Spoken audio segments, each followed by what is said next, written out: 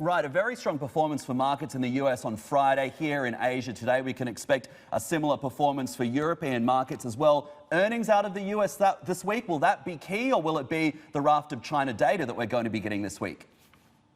Oh, it's probably going to be a mix, right? I think on the US side and on the earnings side, look, the issue, of course, is how to interpret it, because we've got such an incredibly low base from last year, and let's not forget that earnings expectations have really been upgraded by a record high pace, right? We've never seen a period where during a quarter actually earnings expectations have been upgraded by such an enormous extent. So it's going to be quite tricky to get even higher, even higher surprises or live up to the last 4 quarters of, about 20 to 25% of average earnings surprises in the last 4 quarters. So it's going to be quite tricky to live up to those expectations. And we shouldn't also forget that also from a top-down perspective, expectations are much, much higher now. So when we look, for example, at GDP expectations globally, the extent to how much they've been revised upwards, we've just seen a post-financial crisis high in those GDP expectations and those GDP revisions.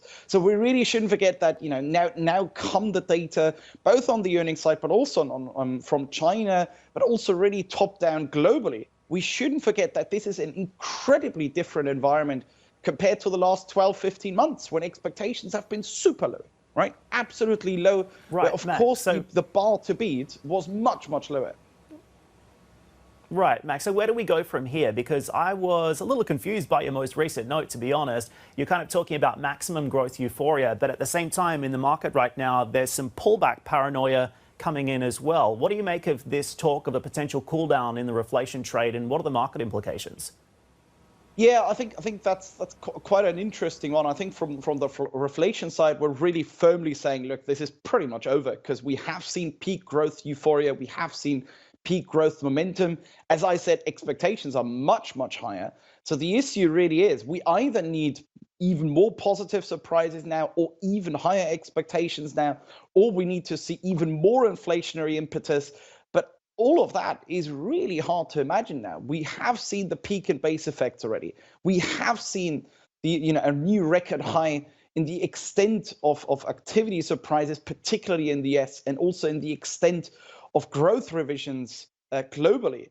So it's really hard to imagine that we're going to get an even higher push in the growth momentum, which means for the reflation trade, for the early cyclical trade, things like financials, things like the banks, things like Eurozone versus US equities, for example, value over growth. All these trades really, really don't make sense to me. So that really has to be started to be reversed.